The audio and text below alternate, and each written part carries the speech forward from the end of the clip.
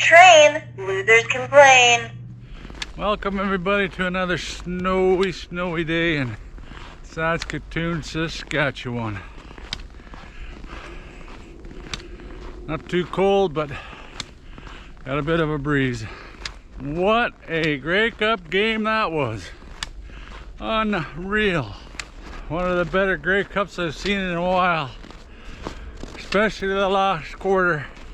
The last 3-5 minutes about. Unreal. Didn't know who was going to win that game. Going back and forth, breaks after break. I picked the wrong winner though. I thought Winnipeg's defense would win out in the end. And they almost did, but I tell you, the star of the whole game was Toronto's defense. They made one hell of a difference. Just crazy. They got after Zach pretty good. They probably out-sacked Winnipeg and rush and hurry up on the quarterback. Bethel Thompson took one wicked hit early there too, but he was standing in there. You know, you stand in there to make a play, that's what happens. You're gonna get belted, and you need a quarterback like that. But so many changes of momentum. I thought at the end of the game there when they got that stupid penalty by Banks, you know, crazy. You know, it's crazy. Why do that?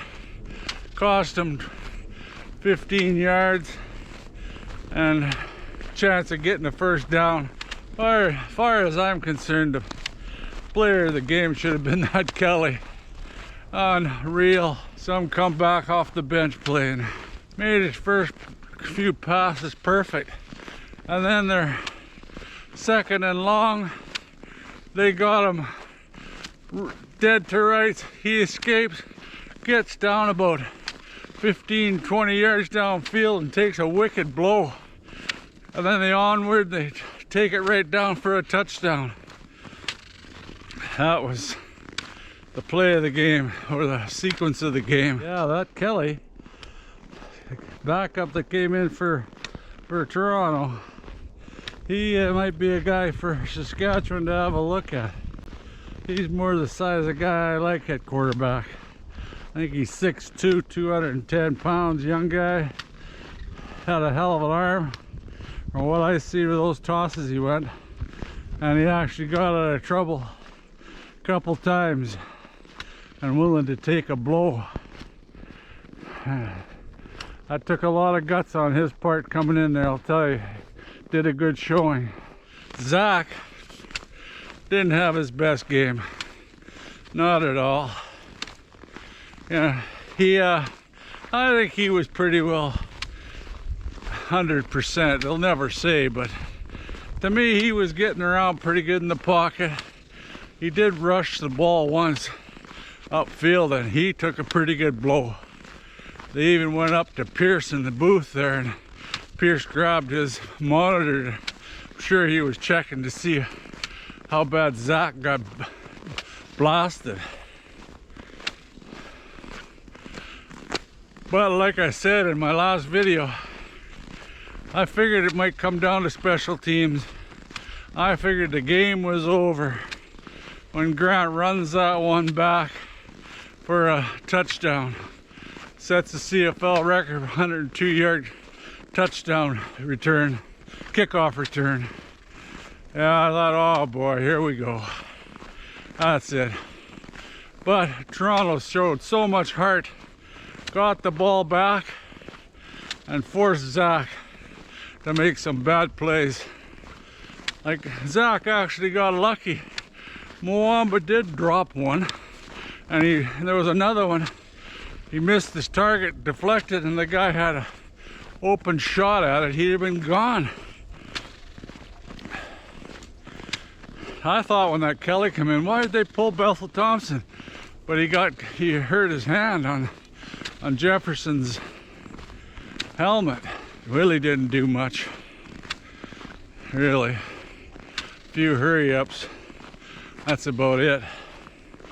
But at the end of the game there, I thought, oh wow, Toronto's gonna win it. Toronto's gonna win it. Flag. That poor number 40 Smith face mask. You know, he didn't really have to do it. Zach was already turtling. He was going down. He couldn't get out either way. I figured, oh, what a break. Winnipeg, here we go. Extend the drive. And all they needed was a field goal. And here we go. Another thing I said in my videos, Legio, or however you say it there, kicker for Winnipeg. Well, I said he might be the one that cost them the game. Well, looks like it was one of the main factors. Missed an extra point, plus he missed a field goal. There's your points that you needed. Toronto also missed a field goal, but missed an extra point. That's the one that would have tied the game. Yeah, it was just an unreal game. I'm so happy for the CFL. That'll do a lot of good for the CFL. Anybody that doesn't really watch regular and watch that whole game, they'll be wanting to tune in next time. Maybe Toronto now be able to get more people in the stands. Like Toronto, unreal. The day before the game, or the day of the game, I was out walking out here and I was thinking, I'm going, you know, there's no reason why Toronto can't win this game. And I was gonna put a short video out and say I'm gonna take Toronto, but they did. They come back. Unreal. Every time they've made it to the Grey Cup, last about 7 years, every time they were there, they won the cup.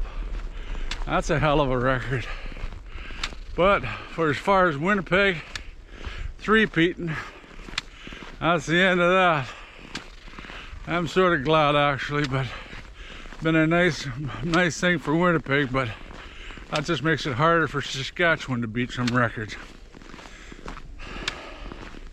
Yeah, the only person that got a three-peat was Harris. You know, Harris, he got his three-peat. I bet you he was happy about the whole situation. Getting cut from Winnipeg. He actually had about 65 or 68 yards. Oh, Ryder found a squirrel here. Ryder, did you find him? I don't know where he is. He's way up there. You can't get him, Rod. He's too high up there. Come on, let's go. Well, that was a wild ending. Yeah, that Smith got the face masking. I go, oh, poor guy's gonna have a wild off season. But he blocks the field goal attempt.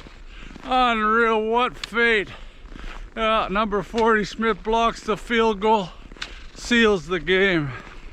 You know, another thing that really makes me happy, he actually got another sack, and he did that blocked field goal, and he was almost the leading tackler. And you know what? He's a Canadian. And talking about Canadian, Moamba, most valuable player. Canadian, yeah, Canadian. That's what you need. Canadians in this league. That's what makes this league so special. One of my biggest things that I say is, if you've got the best 7 starting Canadians in the CFL, you're gonna have one of the best teams. That's why Big Hill is so important for Winnipeg. Another Canadian. Rod, you won't get him. He's another one. He's way up there, Rod. Come on. Grey Cup. Saskatchewan did it proud. A lot of people says, oh, look at all the empty seats out there. Well, they've been sold out. So what if people don't go if they've got a seat or can't sell it? As far as I'm concerned, the damn seats were too expensive in the first place. You know, how could you imagine you had a family, 2 kids, wife, 4 tickets, averaging a minimum of $500. That's way out of my price range. I don't know about you guys out there, but it's way out of my price range. And as far as the halftime show, a lot of people, including me, I was a little skeptical. I didn't really know them, but they did pretty damn good. I even recognized a couple of the songs. You know, it's country, so I do listen to a lot of country, but I recognize a couple of the songs. And they had a really good setup for the stage in behind Pill Country there. It looked pretty good to me on TV. You know, with all the lights in front of Pill State and how they had the stage set up. I thought that was well done myself. Another thing about the Grey Cup game, really liked how the crowd was roaring all the time. You could tell there was a pretty good split between Winnipeg fans and the Toronto Argonauts fans. I'm sure there was a lot of Rider fans pulling for the Argonauts, but Winnipeg did themselves proud. They had a lot of fans there, and they kept the roaring going. If they're out, it didn't matter which team was on offense. That made the game much more exciting. That's for sure. Well, this will be one of my last videos for the season. Grey Cup's over, but we start another season now.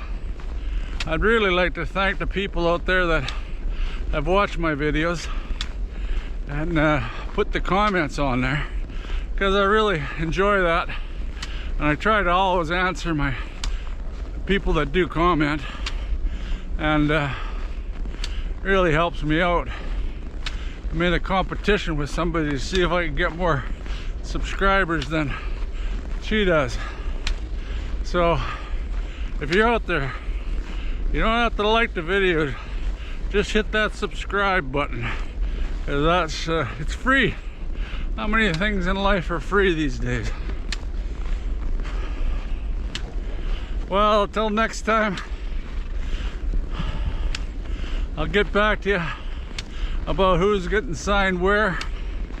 There's a lot of stuff coming up. It doesn't take long for more news to pop up. I got one advice for you Bomber fans: sign that O'Shea quick. He'd be a popular commodity. He probably could ask for whatever he wants. But I think he really loves Winnipeg, so you got a hands up on that.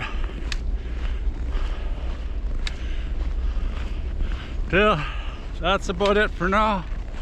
Till next time, go Riders go, and congratulations to the Toronto Argonauts for winning the Grey Cup.